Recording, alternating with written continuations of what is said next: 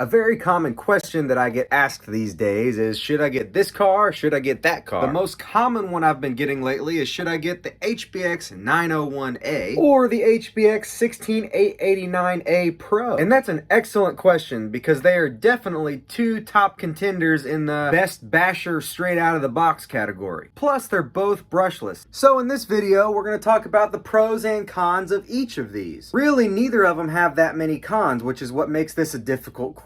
Of course, the first thing you're going to notice is the size comparison. This is a 12th scale, this is a 16th scale. But don't let the smaller size scare you away. This is a mean contender. Now, the other items that aren't quite as obvious, we're gonna have to do out in the field, like speed tests, jumping tests, battery life tests, and we're gonna get to all that, but real quick, I'm just gonna show you some of the visual differences on the cars. Both of these cars use 4 posts that hold the body on, but for some reason on this truck, they like to come out really easily, which is why on the non-pro version, we have these straps, which we will be putting on this one for sure. The body posts on the smaller car just barely stick up, making it kind of difficult to get the pins in sometimes, especially because we applied shoe glue and drywall tape to reinforce the body, which makes it a little bit thicker, therefore making that problem even worse. On the 901A, that's really not a problem. The standard brushless 16889A, which is this one, and the Pro both come with an optional wheelie bar, which is installed on here. You can either install that or just leave the rear bumper on it. It doesn't wheelie too bad, so you can definitely do without that. We actually have not yet installed it on this one, but it certainly is helpful.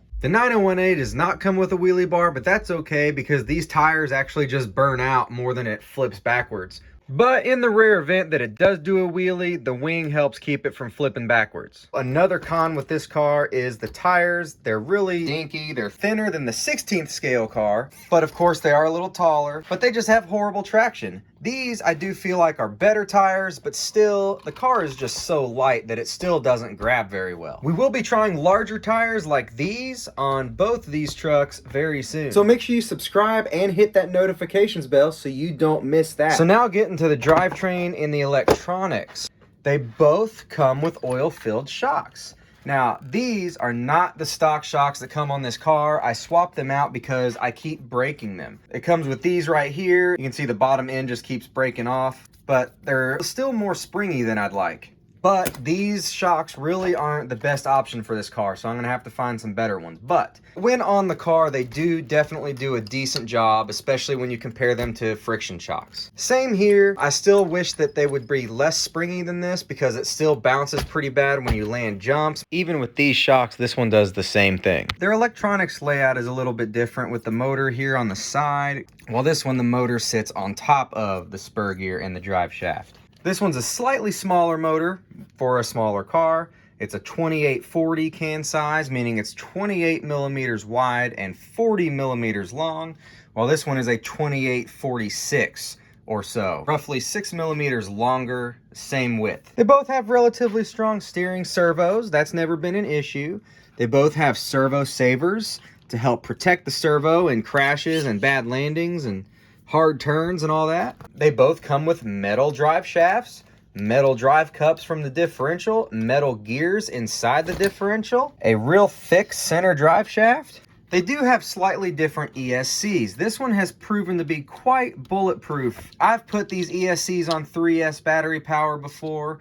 No problem. However, I put 3S on this one once, and not long after I started getting a delay in the response from the controller. I really can't say if the 3S is what caused that. I don't know. I've heard of other people putting that on 3S with no issues. Now it's time to start getting into some negatives. And the first one, because it's a big one, is the size of the battery trays they use in these things. Now this one, I understand. It's a small car. You can't fit too much of a big one in there. But really, it's as long as my pinky finger. It's 1,000 milliamps, and in this Pro car with the bigger motor, we get roughly 14 minutes out of one of these batteries. That's going to depend on how you run it. If you don't run it as hard as we do, because we do run these cars pretty darn hard, you'll probably get more time out of it. It's even got a little squishy pad right here to help keep the battery protected. The complaint on the 901A is a little more severe because they did give us a bigger tray on this one, and the batteries that it comes with are 1600 milliamps. I just feel like there's wasted space right here where they could have made that tray bigger. The good news is I found a battery that fits. These are 1800 milliamps, and it definitely seems to last quite a bit longer than those 1600 stock batteries. And it fits perfectly in the tray. And we have 2 of these, so we are going to be using this battery to test both vehicles so that we get the most accurate results. Except on this one, we're going to have to tie it to the top of the chassis brace. Speaking of chassis braces, the 901A doesn't have one. It's got this little thing that doesn't do much because guess what? We did split one of these chassis in half. Okay, so we talked about the suspension system being pretty comparable between the two. Let's look at the steering. The system on the 16889 uses a parallel link that goes from the servo to the pivot arm. And the pivot arm uses little screws to attach the steering rack, I call it, to the tie rod ends. Now those tiny little screws right there do sometimes come loose. And if you lose them, you're probably not going to find it because they're tiny. When they loosen up, they also allow one wheel to move quite a bit. And there's another one over here on this side for the other tie rod end. Problem is, if you tighten that screw up, it binds the steering. There's not a shoulder on them. So you can't over tighten those screws or the car won't turn it off. Now, when we migrate over here to the 901A, we see a perpendicular steering link, which is not really a big deal. I don't know of any advantages or disadvantages over using that. It connects to the pivot arm with a metal ball stud, and then both tie rod ends use pretty robust metal ball studs. And you can actually tell when turning this wheel, even so slightly, the other wheel turns with it. So you do have more responsive steering out of this, even though under full throttle, it pretty much doesn't steer because these tires are terrible. Knuckles or hubs or axle carriers, whatever you want to call these, they're a different story. I've broken 3 of them on this car. Now technically 2 of them were here on the 903, but it's the exact same chassis, it's just a much slower motor. That 903 uses the exact same knuckles. Look how thin that plastic is right there. And that's exactly where they break. Right there where it's extra thin. That's a 12th scale car. Dance back over here to the 16th scale. That is much beefier. Same with this 2995. That's twice the thickness. But you see all that extra beef on this little tiny 16th scale car, and guess what? Never broken a knuckle. Now I'm going to point out everything that I've broken on these cars, personally, and then we're going to do the performance comparison tests outside. On the 16889A, we have broken one of these shocks. However, it was on the 16890. These are the exact same shocks, and one of those top ends broke off. Now, these shocks are actually the exact same shocks that this car comes with as well. In the rear, it takes the same shocks, but they have this extension on the bottom. We pretty commonly break or lose the axle pins that hold the dog bone to the axle end here. We also broke the wheelie bar on the 16890, but that took a direct hit straight into a curb at full speed. So I definitely don't call that a weak point. And after quite a few months of just really hard bashing, we ended up breaking the bumper off of this one. Again, same car for the most part, but doesn't have all the bells and whistles that the Pro has. The Pro is definitely worth it over that truck. And that's it on the 16889A Pro. This one's a little bit more of a different story. I believe we've broken 4 different shocks on this car before. I've always been able to replace just the ends, but I wanted to try something different this time. The ESC has a little bit of a lag in it right now. I actually have a new one that should be arriving in the mail tomorrow. I don't know what caused it. It might have been from putting it on 3S, because these aren't rated for 3S, but I don't know if that's what killed it. We have broken this chassis in half before. Not this one, this is a new one, but split right here between that servo screw and this little brace right here. The wing is starting to come apart, but for what this has been through, that's very minor. I'm surprised that it's lasted this long. We actually blew out the front differential when we ran these tires on it. Now they're a lot bigger and they had much better control, and it was much more fun to drive with these, but they're really lightweight. However, it did happen when these were on it, so it's hard to say that those didn't cause it. Now what actually broke in that differential, because I took it apart to verify, was this outdrive cup. When this chassis broke, it also bent the center drive shaft. I was able to bend it back to perfectly straight, and it's been fine. If this comparison has been helpful for you so far, hit that like button for us. We really appreciate it. I actually just broke one of these axle cups, and here is that broken piece right here. I've already fixed it. That's going to be in the next video. Now we're going to take these both outside for those performance comparisons. Here's the 901A speed test. That's 21.3 miles an hour, but I know this can go faster. My ESC is acting up. I'm gonna put a new one in it right now. We're lucky, we just got this ESC in the mail today.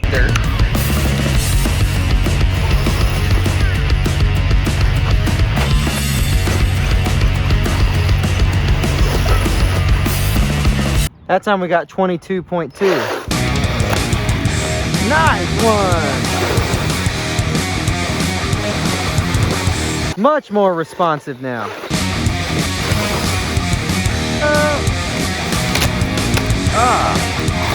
All right, we got 21.6 miles an hour. At one point, we got 22.2.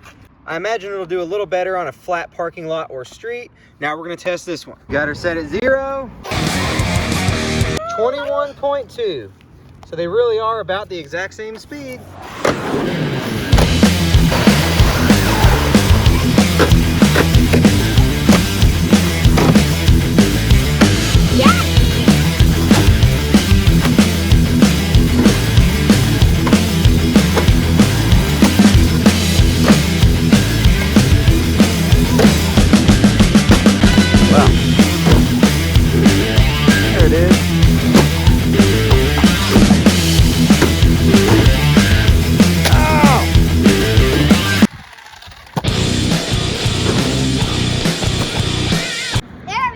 Nice. Nice, dude. Ooh.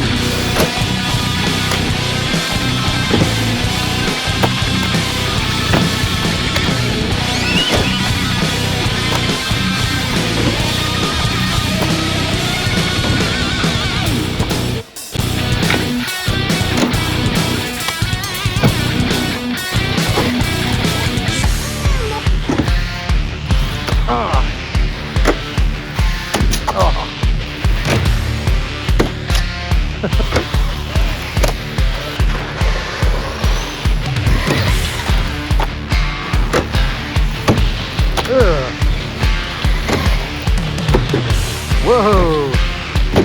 Oh no! Good job. So with both cars running at top speed, as best as you can get on this sidewalk up here, that's about where the cars were pretty consistently landing. This one had a little more mass, that's helping. Plus it had that extra about 1 mile an hour top speed.